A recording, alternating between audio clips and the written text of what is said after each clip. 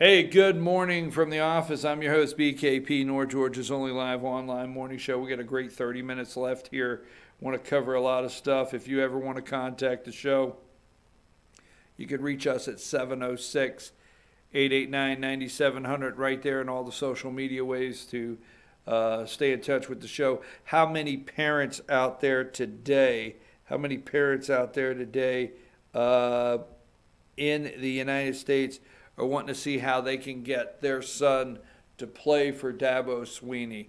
I'll tell you, amazing. You know, and I was wondering last night, I love the networks. They got to cringe at this guy just loving Jesus so much. I mean, I'm not making fun.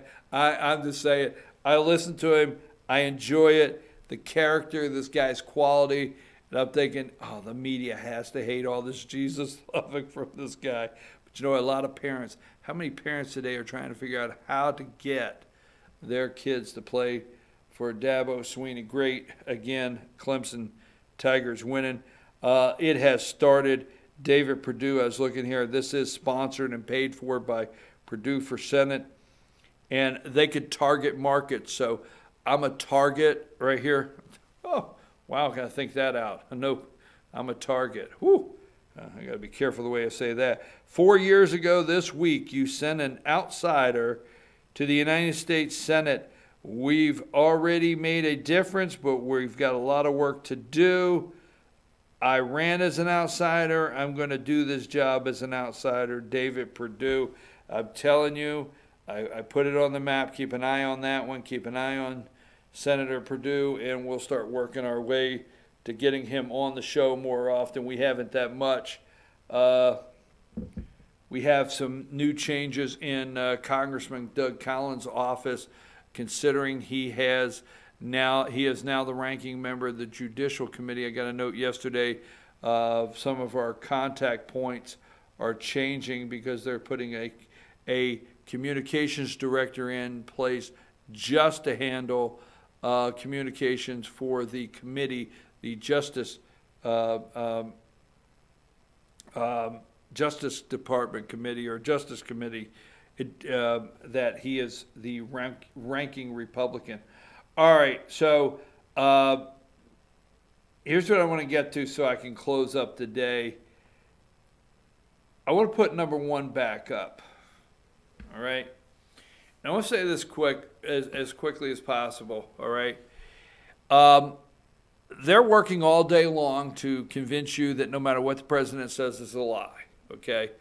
They're scratching the surface to see if they can rearrange data in any way whatsoever to make it look like there's not a crisis. You know there's a caravan. I know. Okay. We know that the president didn't make that up. Here's a stat from Fox News Sunday that is accurate. They are using the one statistic, the 4,000, okay, that were picked out, saying that they were people trying to cross the border that came from suspected high terror areas, suspected of high terror areas in the world. And they're trying to use that back and forth with Chris Wallace and Sarah Sanders on Sunday. They're doing everything they can, but they will leave this stat alone for a reason. And this is what I'm hoping, President Trump, that you will do. Or I'm hoping that Rush Limbaugh, you will call President Trump and tell him this is what he should do. He should use this stat alone, that November 2017, 7,016 family units were apprehended. Now remember, when I say family units, that doesn't mean there's 7,000 individuals. They're family units, what they call a unit. Maybe there's 4 in a family unit. Maybe there's 3. Maybe there's 6. I don't know. So even if we use 3 times 7 is 21,000. Okay? That was November of 2017. All right? Now, there is a humanitarian crisis, because I tell you what the American people don't want is like me. We don't want to see these children come to the border hungry. We don't want to see these children come to the border and don't have a warm blanket and somewhere where they can lay their head at night. We don't want to do that. We're not evil. We do have a humanitarian crisis on our border. And one what made them believe they should come? Everybody talks about the crisis on the border with these kids and the crisis on the border with the moms and tear gas. But what led these people to believe that this is the place to come to? What led these people to believe that they would just cross our border? I mean, whoever talks about that? It's the crisis on the border, never the crisis before the border. We have a lot of reporting during the holidays of Tijuana. We have a lot of reporting of what happened through Mexico. We have a lot of reporting. Who told them to leave Guam? Who told them to leave Honduras? Who told them to make their way across Mexico? But we do have a humanitarian crisis on the border, and we also have a humanitarian crisis in south of the border that they need to handle. November 2018. Okay, 1 year later, 25,117 family units apprehended at our border, southern border. 25. It went from 7 to 25,000 in a year. Family units. Folks, you need to understand this is costing $155 billion a year of your money. You need to understand this is collapsing your schools. Collapsing your schools. If you're upset with your property taxes, your school property tax, your property tax, it's collapsing your healthcare systems. Okay? It's collapsing it. You don't have the money for rural hospitals. Okay? A lot of these people move into areas that have rural hospitals. They're collapsing. The big hospitals, they're financially, they can't do it.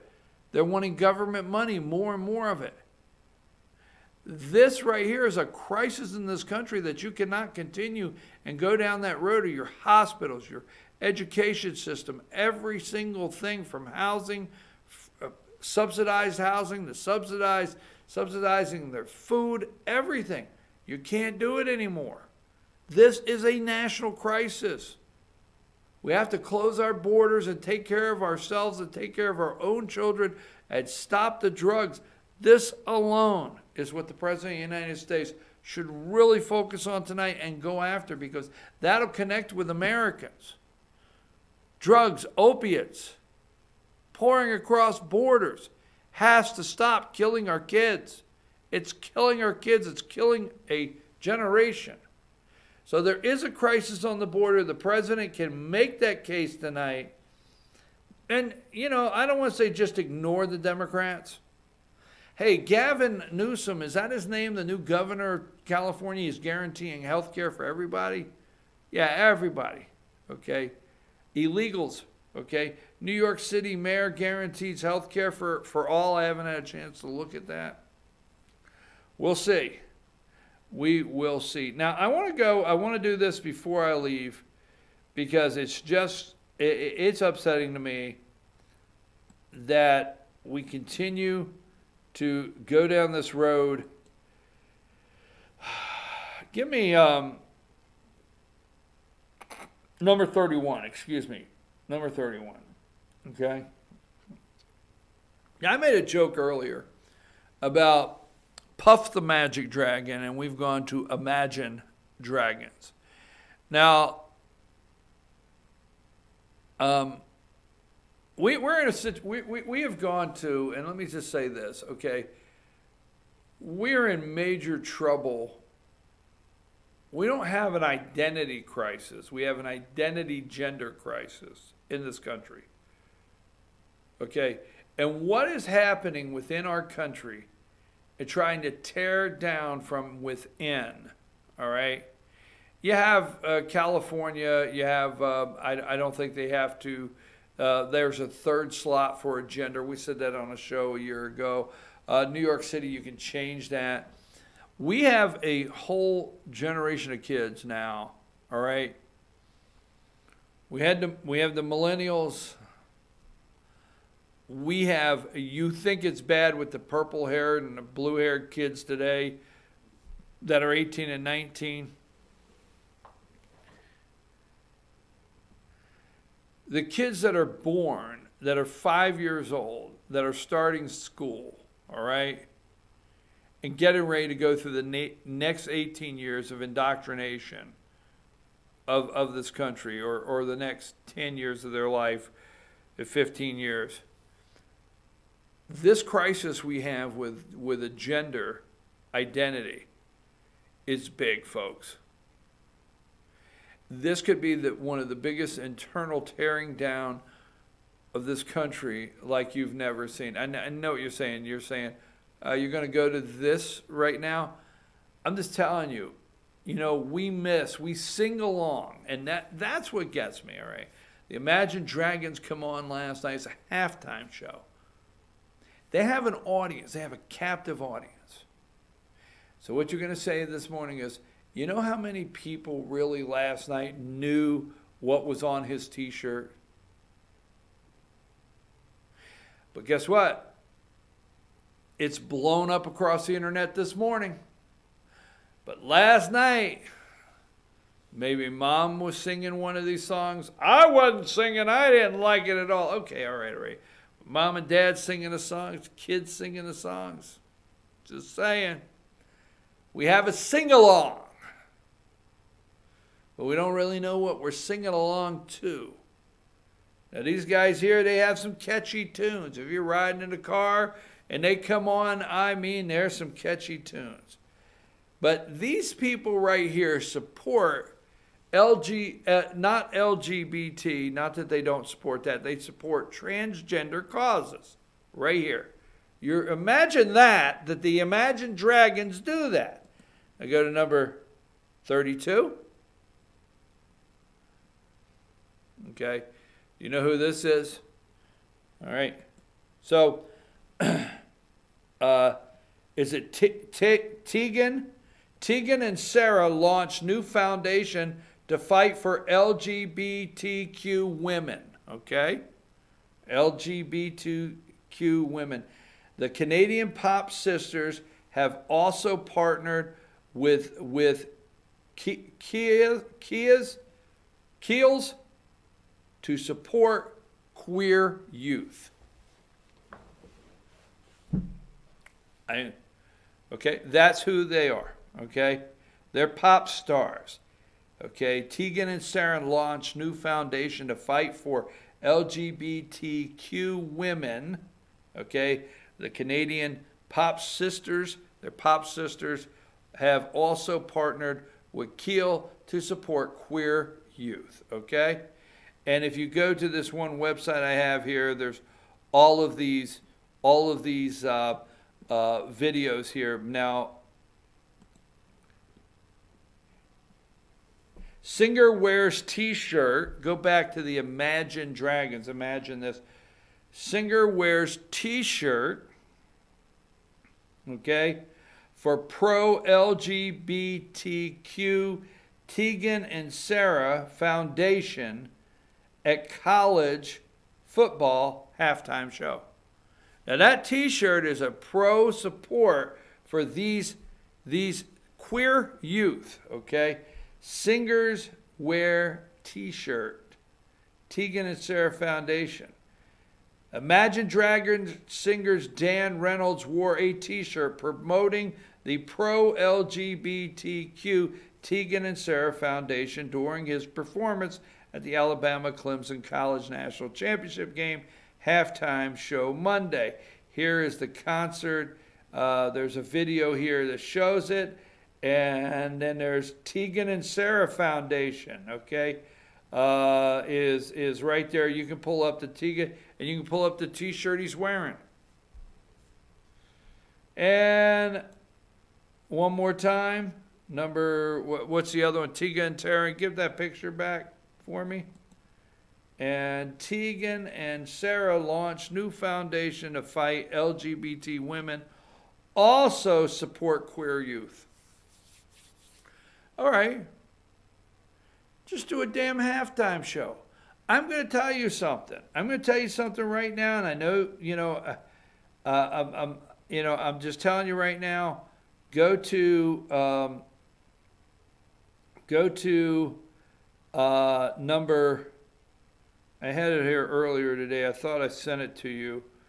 I thought I sent it to you. The Congresswoman with her flag outside her door. I don't know what number that was, Josh. I might have not sent it. There it is. And that's the Congresswoman from Virginia Newen. That is the transgender pride flag there. I'm going to tell you something. In 2019, if you don't pay attention to how they're trying to change in schools, don't yell, well, my school's, I didn't say all your school is bad.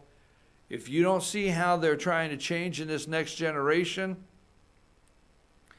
gender identity, you better pay attention this year, folks.